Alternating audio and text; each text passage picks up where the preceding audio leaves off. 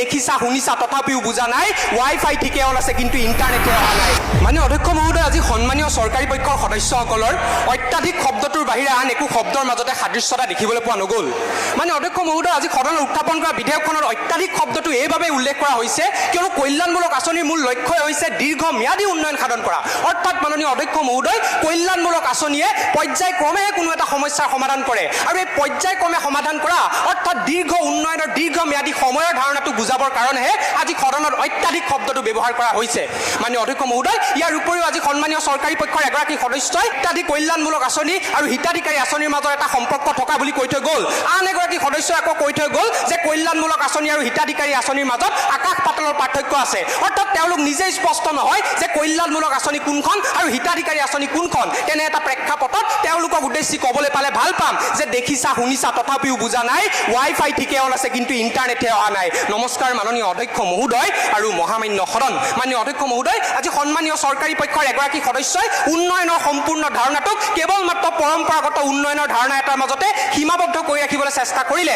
অৰ্থাৎ যদি আন্তঃগাঁথনি নিৰ্মাণ কৰা হৈছে বিনিয়োগৰ ব্যৱস্থা কৰা হৈছে তেতিয়াহে উন্নয়ন হৈছে কিন্তু মাননীয় অধ্যক্ষ মহোদয় বৰ্তমান সময়ত উন্নয়নৰ সম্পূৰ্ণ ধাৰণাটো পৰিৱৰ্তন হোৱা দেখিবলৈ পোৱা গৈছে অমৰ্ত্য সেনে তেখেতৰ বিখ্যাত গ্ৰন্থ ডেভেলপমেণ্ট এজ ফ্ৰীডমত স্পষ্ট ভাষাৰে উল্লেখ কৰিছে যে এখন ৰাষ্ট্ৰৰ উন্নয়ন তেতিয়াহে নিশ্চিত কৰিব পৰা যাব যেতিয়া সেই ৰাষ্ট্ৰখনে শিক্ষা আৰু স্বাস্থ্য খণ্ডৰ দৰে সামাজিক খণ্ডসমূহৰ ওপৰত গুৰুত্ব প্ৰদান কৰিব আৰু এই সামাজিক খণ্ডৰ ওপৰত গুৰুত্ব প্ৰদান কৰাৰ আটাইতকৈ ফলপ্ৰসূ মাধ্যমবিধে হৈছে কল্যাণমূলক আঁচনি অৰ্থাৎ মাননীয় অধ্যক্ষ মহোদয় কল্যাণমূলক আঁচনিয়ে কোনো নিৰ্ভৰশীলতাৰ সংস্কৃতিৰ সৃষ্টি কৰা নাই ইয়াৰ বিপৰীতে ই নিঅ' ডেভেলপমেণ্ট অৰ্থাৎ নব্য উন্নয়নৰ ধাৰণাটোকে নিশ্চিত কৰিছে আৰু আজি এইবোৰ কথা তেওঁলোকে স্পষ্ট নকৰি কোনে ক'ত ভীমকল খাইছে জাহাজী কল খাইছে সেইবোৰ কথাতে তেওঁলোক আজি সীমাবদ্ধ থাকিলে ইয়াৰ উপৰিও মাননীয় অধ্যক্ষ মহোদয় আজি সদনত উত্থাপন কৰা বিধেয়কখনত থকা কল্যাণমূলক আঁচনিৰ ধাৰণাটো ডিচেণ্ট্ৰেলাইজেশ্যন অৰ্থাৎ বিকেন্দ্ৰীকৰণৰ ধাৰণা এটাৰ ওপৰত প্ৰতিষ্ঠিত হৈ আছে অৰ্থাৎ মাননীয় অধ্যক্ষ মহোদয় যিকোনো এখন কল্যাণমূলক আঁচনিক তেতিয়াহে বাস্তৱ ক্ষেত্ৰত ৰূপায়ণ কৰিব পৰা যাব যেতিয়া সেই কল্যাণমূলক আঁচনিখনক স্থানীয় চৰকাৰ অথবা গাঁও পঞ্চায়তে ৰূপায়ণ কৰিব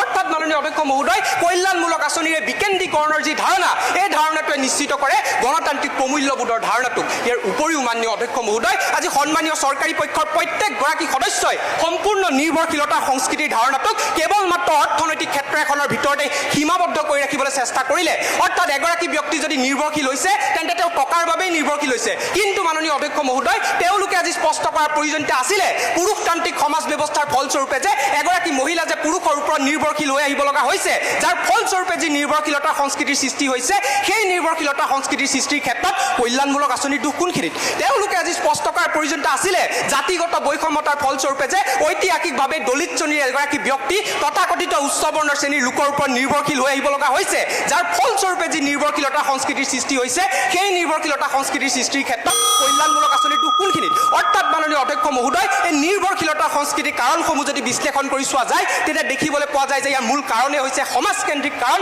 আৰু জটিল সমাজ ব্যৱস্থা আৰু এই জটিল সমাজ ব্যৱস্থাক পৰিৱৰ্তন কৰাৰ আটাইতকৈ উল্লেখযোগ্য মাধ্যম হিচাপে বিবেচিত হৈছে কল্যাণমূলক আঁচনি কিয়নো মাননীয় অধ্যক্ষ মহোদয় 2005 চনত যেতিয়া MGNREGA আঁচনিৰ ব্যৱস্থা কৰা হৈছিলে তাৰ জৰিয়তে 7 কোটিতকৈ অধিক সংখ্যক লোকক কৰ্মসংস্থাপন দিব পৰা গৈছিলে যেতিয়া 2014 চনত বেটি বচাও বেটি পঢ়াও আঁচনিৰ আৰম্ভণি কৰা হৈছিলে তাৰ জৰিয়তে 81% মহিলা শিক্ষা অংশগ্ৰহণৰ হাৰ বৃদ্ধি কৰিব পৰা গৈছিলে অৰ্থাৎ মাননীয় অধ্যক্ষ মহোদয় কল্যাণমূলক আঁচনিৰ ধাৰণাটো হৈছে নব্য উন্নয়নৰ ধাৰণা কল্যাণমূলক আঁচনিৰ ধাৰণাটো হৈছে সমাজ পৰিৱৰ্তনৰ ধাৰণা আৰু কল্যাণমূলক আঁচনিৰ ধাৰণাটো হৈছে গণতান্ত্ৰিক প্ৰমূল্যবোধৰ ধাৰণা কেইটামান বাক্যত যদি এই কল্যাণমূলক আঁচনিৰ সম্পূৰ্ণ ধাৰণাটোক ব্যাখ্যা কৰিবলৈ যাওঁ কিছু দিব লাগে কিছু ল'ব লাগে জিন যাবলৈ হ'লে মিলিব লাগে মিলাব লাগে ৰবীন্দ্ৰ নাথেও ক'লে ধন্যবাদ মাননীয় অধ্যক্ষ মহোদয় ধন্যবাদ মহামান্য সদন Thank you.